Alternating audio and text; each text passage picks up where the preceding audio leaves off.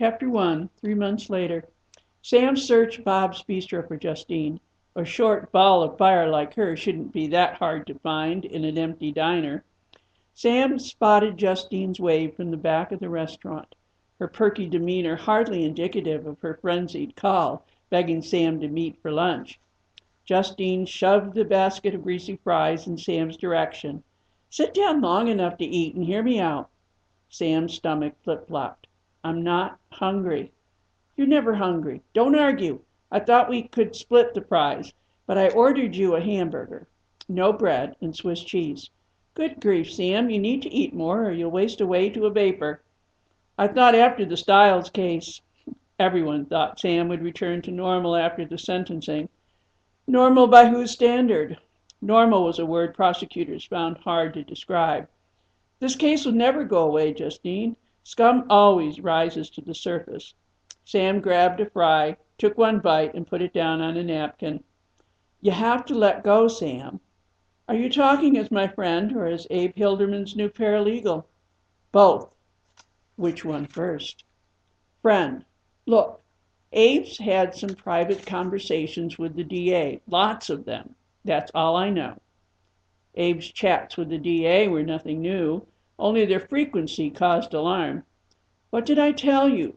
Sometimes I wish I could curl up on my bed and sleep into next week. That I'll wake up and this whole ugly mess will be over." "That's the other thing I have to talk to you about." This is Abe's assistant talking now. "Have you looked in a mirror lately? When's the last time you had a day off?" "College, maybe." "So what?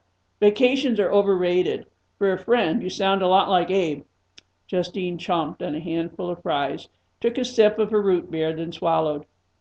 "Abe has arranged for you to take a 3-week vacation, his orders, his treat, his itinerary." "You have got to be kidding. Not now. Not when Styles has filed another appeal." "Abe's worried about you, and he thought maybe you'd listen to me better than you'd listen to him. You haven't slept in weeks." True enough. Sleep was a rare luxury over the past 3 years. Might as well let Justine think Sam's sleeplessness had been caused by case worries. If Justine knew about the nightmares, she'd tell Abe, and he'd drag a shrink into the whole mess. Justine leaned in like a period at the end of a sentence. "Besides, you know how slow justice is. Chances are nothing will happen for months." "Yeah, slow, all right. In Kylie Smith's case, it crawls. She would have been 5 years old today." "Rest in peace, little girl." "Abe thinks you've become obsessed, and frankly, I agree. You need to take a break." "I don't." Justine glowered, and when she glowered, it meant only one thing. The fat lady had sung her last aria. "Fine. I can't fight you and Abe. So where am I going?" "Vermont. It's all arranged." "Vermont?" The other ADAs described the state like a wilderness ready to be discovered. Not for Sam. Vermont meant nature, and the closest to nature she ever came was a walk in Central Park to mull over her latest strategy against Styles' petitions. "What am I supposed to do in Vermont?" "Ski. Your instructor will be Alonzo Altamont. Handsome and available, I expect." "With my luck, gay or married. Besides, I don't have time for romance. I'd prefer to catch up on my reading." "Read or ski, whatever."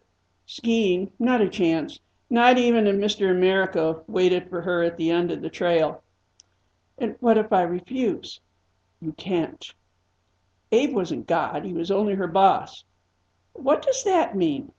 "It means you either go on this vacation or Abe's writing you up for insubordination. He thinks you need perspective." "You could pack your whole wardrobe in those bags under your eyes." "That obvious?" "Makeup stopped covering them about 2 years ago. 3 weeks of fresh air will do wonders for your complexion, too.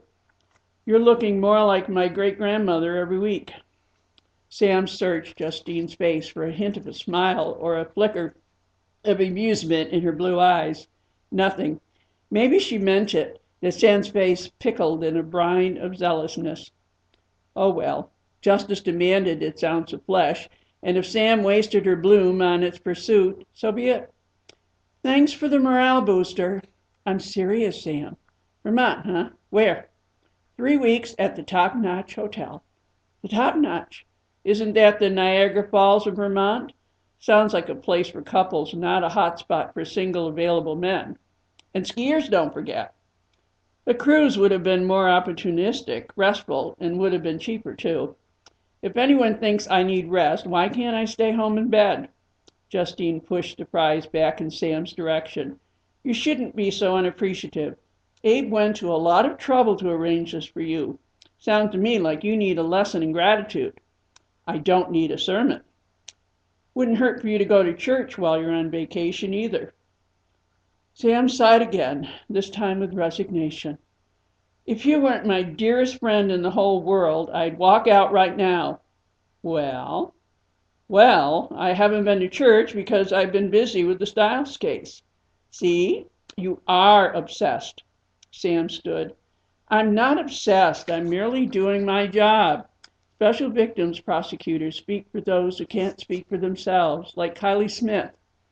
Justine looked back in her chair, her posture like a tisk. You're as noble as they come, Sam, but if you're not careful, nobility will hang you.